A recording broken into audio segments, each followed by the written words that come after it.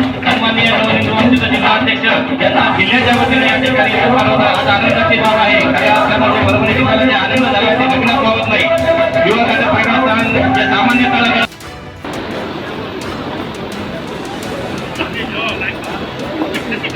या ठिकाणी या कार्यशाळेचं प्रास्ताविक सन्माननीय आदरणीय नवनिर्वाचित आणि आपण नेहमी काम सांगतो पण काम केलं का नाही याचा आढावा घेत नाही. भारतीय जनता पार्टी 5ही वर्ष सर्वसामान्य जनतेसाठी काम करणारा हा पक्ष आहे. आमच्या देशाचे कर्तव्यदक्ष पंतप्रधान नरेंद्र मोदी साहेबांनी आपल्या भारत देशाचं नाव जगाच्या कानाकोपऱ्यात दिलं, सर्वांगीण विकास केला. त्या योजनेची संपूर्ण माहिती पदाधिकाऱ्याला माहिती आहेच, पण सर्वसामान्य माणसापर्यंत ह्या योजना पोहोचल्या पाहिजे. त्यासाठी पदाधिकाऱ्यांनी काम केलं पाहिजे. यासाठी ही कार्यशाळा होती. तुम्ही जिल्हाध्यक्ष झालात, आता काही दिवसातच स्थानिक स्वराज्य संस्थांच्या निवडणुका आहेत, तर काय भाजपची रणनीती असणार आहे? भारतीय जनता पार्टीचा कार्यकर्ता पदाधिकारी 5 वर्ष काम करीत असतो. नक्कीच परभणी जिल्ह्याला भारतीय जनता पार्टीने न्याय दिला आहे. आम्हाला आमच्या हक्काचे राज्यमंत्री असतील, पालकमंत्रीपद आदरणीय मेघनादिदी बोर्डीकर साकोरे यांना दिलेलं आहे. आमच्या सर्व पदाधिकाऱ्यांच्या कार्यकर्त्यांच्या अपेक्षा वाढलेल्या आहेत की स्थानिक स्वराज्य संस्था स्वबळावर लढली पाहिजे.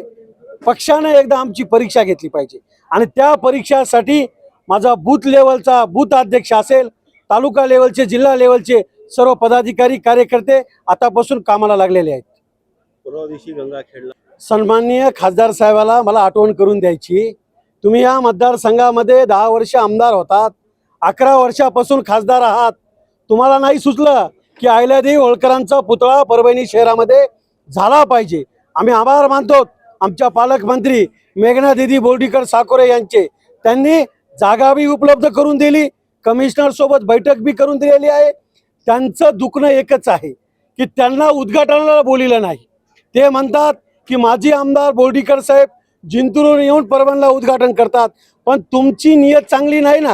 ही वेळ का आली? तुम्ही 10 वर्ष आमदार असताना, 11 वर्ष खासदार असताना तुम्हाला का नाही सुचलो अहिल्यादेवी होळकरांचं स्मारक या शहरामध्ये व्हावं म्हणून? आता व्हायलंय, सर्व गोष्टी पूर्ण झाल्यात, अतिक्रम पण निघालेलं आहे. पण याच्यामध्ये राजकारण करण्याचं काम हे परभणीचे सन्माननीय खासदार करीत आहेत. ठरावामध्ये पूर्ण जागा का घ्यायची असा सवाल मी उपस्थित खासदार साहेबाला मी विनंती करतो, त्यांनी ठराव एकदा पूर्ण वाचावा. उगा लोकांची दिशाभूल करू नये. ठरावात काय उल्लेख केलेला आहे की मुख्य प्रवेशद्वाराच्या बाजूची जागा आणि जी महापुरुषाला जागा प्रत्येक शहरामध्ये असते तेवढीच जागा, त्यापेक्षा जास्त जागा सुद्धा पालकमंत्री महोदय स्वतः स्पॉटला आल्या, कलेक्टर महोदय आलते, कमिशनर महोदय आलते. आता सगळा प्रॉब्लेम सॉल्व्ह झालाय. येणाऱ्या काळामध्ये भव्य दिव्य अहिल्यादेवी होळकरांचं स्मारक होणार आहे. त्याचं क्रेडिट मला कसं मिळेल? आता त्यांना उशिरा शहाणपण सुटलेलं आहे, पण आता लोक हुशार झालेत. सर्वसामान्य जनतेला काय आहे ते सगळं कळतंय.